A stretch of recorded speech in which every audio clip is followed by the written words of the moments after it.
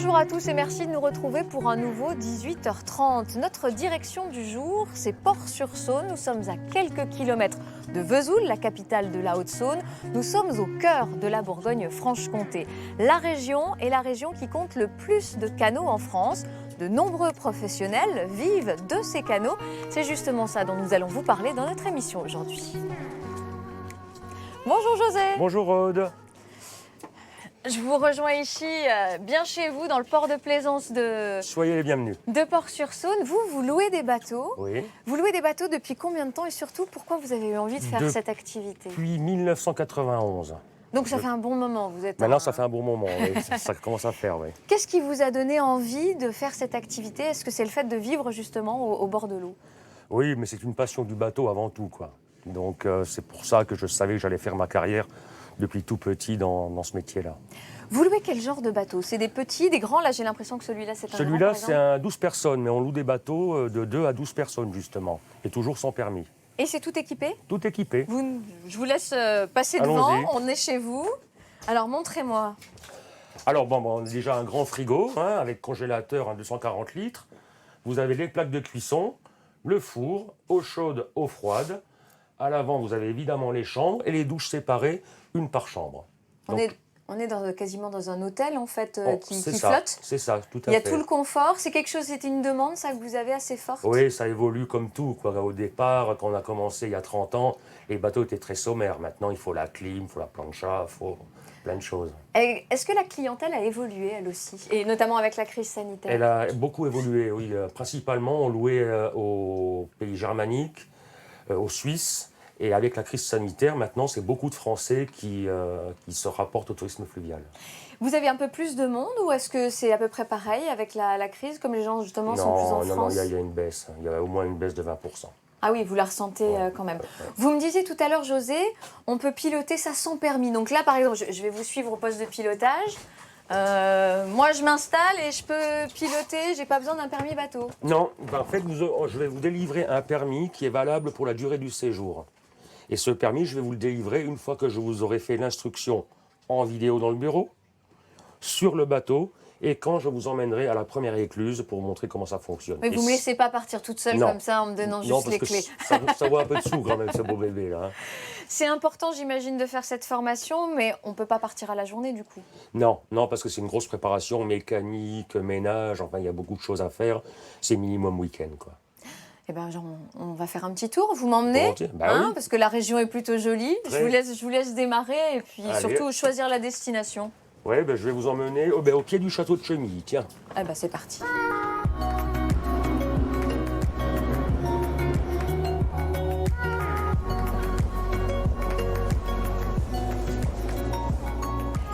José, là on est où? On a quitté le port de plaisance. On est sur la Saône? On est sur la Saône maintenant, la Saône naturelle. Voilà. On est parti du port de Plaisance, qui a été creusé par Napoléon d'ailleurs, et c'est une partie qui est canalisée. En fait, sur la petite Saône, on fait un peu de canal, la grande Saône, canal, la grande Saône. Alors ce qui est bien ici, c'est qu'on est tout de suite dans du vert, tout de suite en tout de pleine suite, nature. là on peut pas mieux, hein. On peut pas mieux. Qu'est-ce qui vous plaît, vous, dans cette navigation? Ce qui me plaît, et ce qui plaît en tout cas aux personnes qui louent, c'est les gens qui sont toute l'année très speed. Là, ils sont obligés de s'adapter à la vitesse du bateau et contempler ce qui se passe autour d'eux. C'est fini, partir quand ils partent au travail, enfin, etc., etc. Et souvent, quand leurs vacances sont terminées, ils reviennent, ils sont vidés. On les voit, ils tirent leur vélo, ils sont complètement vidés. C'est un moyen de décompresser et puis de profiter d'un cadre effectivement complètement naturel. Vous, c'est votre endroit préféré? Oui, de tous les canaux de France, oui. Je ne veux pas être chauvin, mais... Pourquoi? Parce que c'est calme, il n'y a pas beaucoup d'écluses. Si on compare à certains canaux où il y a beaucoup d'écluses, c'est pénible, quoi. Là, on peut faire des 15-20 km sans écluses. Bah, allez, on va aller à la prochaine écluse quand même. Y aller. Ouais, Mais on prend le temps. Tout à fait.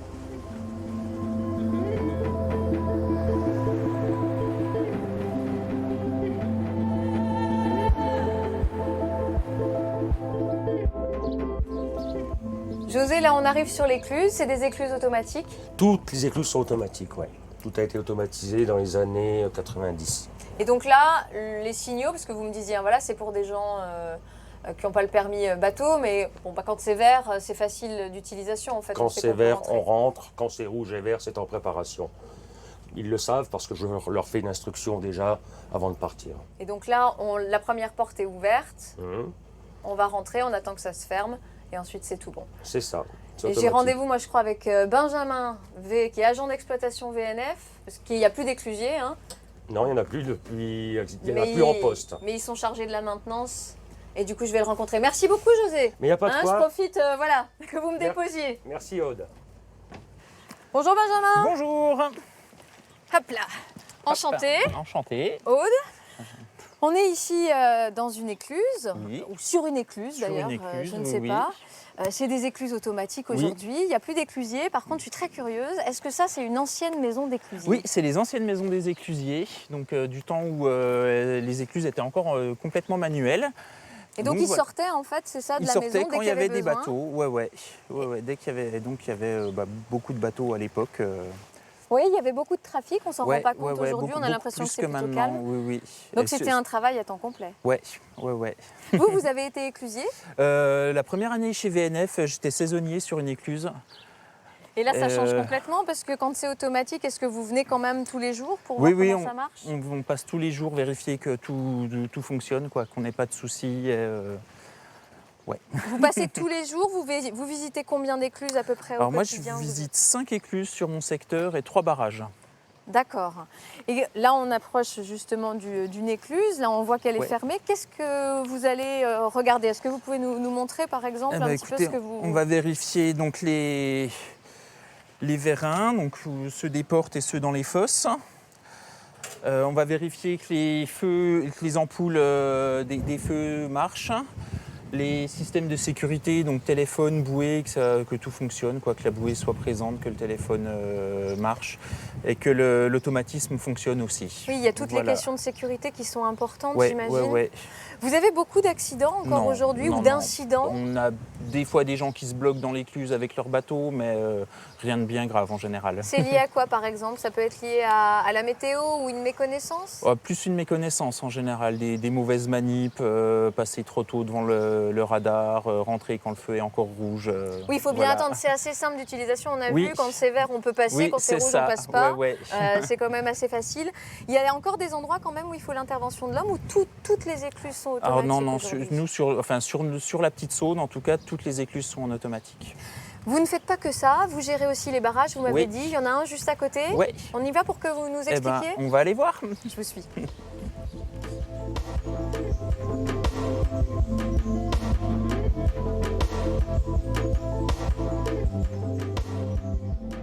Là, Benjamin, on va vers le barrage. On Oui. est en fait au-dessus du canal, c'est ça qui mène à l'écluse? Oui, c'est ça. Donc là, c'est la Saône. Là, c'est la Saône, ouais. D'accord. Et en fait, à quoi servent les écluses? J'ai peut-être une question bête, mais ben, c'est parce qu'il y a des passages trop difficiles sur la rivière? Alors non, oui et non. C'est-à-dire que les canaux vont surtout servir à ce qu'on ait le même niveau d'eau partout, c'est-à-dire une hauteur suffisante pour que les bateaux puissent qu'ils aient assez de profondeur pour pouvoir naviguer. Là, je voulais vous poser une question parce que Oui. quand on est passé par là tout à l'heure en bateau, il y a une espèce de porte. Oui, il y a une porte de garde. C'est ça un des barrages, un Non, des éléments du barrage? ça c'est vraiment des portes de garde, c'est pour protéger les canaux quand il y a des crues. D'accord, donc ça Voilà. par contre, on les ferme quand il y a trop de Ouais. courant. Trop d'eau, oui. Et le barrage en lui-même, donc, Il est il est là-bas. un peu plus loin. Oui. Et il sert à quoi alors? Il sert Eh pas à limiter les crues. Non, justement, il va servir à réguler le niveau de l'eau pour qu'il y ait toujours la même hauteur d'eau dans les canaux. Et alors, vous faites ça comment? C'est une question bête, C'est mais... automatique, donc on a des clapets. Là, ce qu'on voit là, par exemple, les longues tiges... Oui, c'est les vérins qui vont actionner les clapets, donc qui vont plus ou moins monter ou descendre pour maintenir le niveau d'eau toujours au même niveau. Et comment vous savez la hauteur, justement? Comment vous savez à quelle hauteur maintenir le fleuve? Eh ben, on a des ordinateurs qui le font.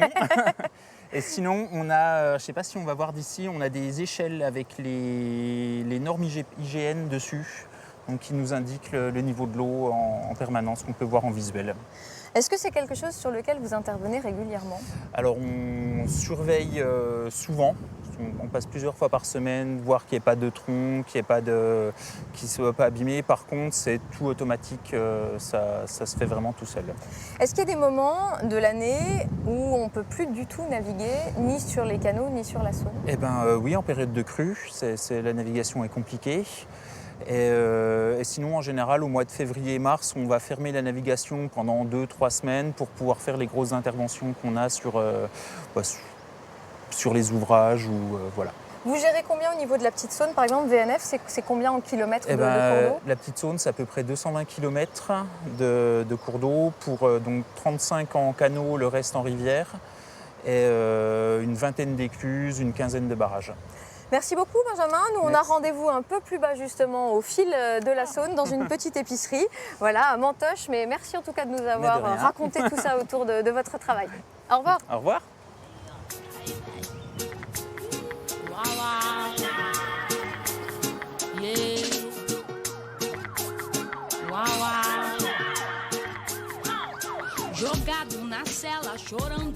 Bonjour. Bonjour. Excusez-moi de vous embêter. Mais pas du tout. Je cherche une épicerie. On m'a parlé d'une épicerie qui était le long de la Saône. Oui, à Mantoche, il y a une super épicerie là, qui s'est rouverte juste en haut du port, à 2 minutes à pied, qui est bien équipée et puis qui est super sympathique. Vous y allez souvent? Vous venez souvent Oui, ici? nous, ça fait une trentaine d'années qu'on navigue. Puis on passe assez régulièrement parce qu'on est stationné à Cor au début de la Saône navigable.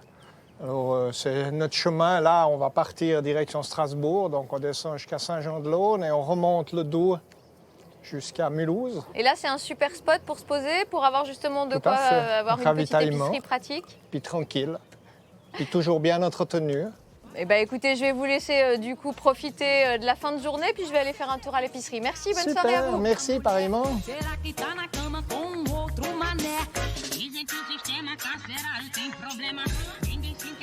Bonjour. Bonjour Rod. Est-ce que c'est vous l'épicerie C'est ça, dont on m'a l'épicerie parlé Mantoche. sur le port? Je suis Vous êtes Delphine, enchantée. bonjour. Bonjour. Je vous suis chez vous. Oui. Alors, Alors dites-moi voilà la petite tout. épicerie qui fait aussi bistrot. On a une licence 3, donc on propose aussi à boire, mais à la base, les premières années, on laisse essentiellement l'épicerie. Et l'idée, comme vous avez vu sur notre enseigne, c'est de faire, qui s'appelle Made in dans le coin, c'est de faire de proposer majoritairement des produits locaux.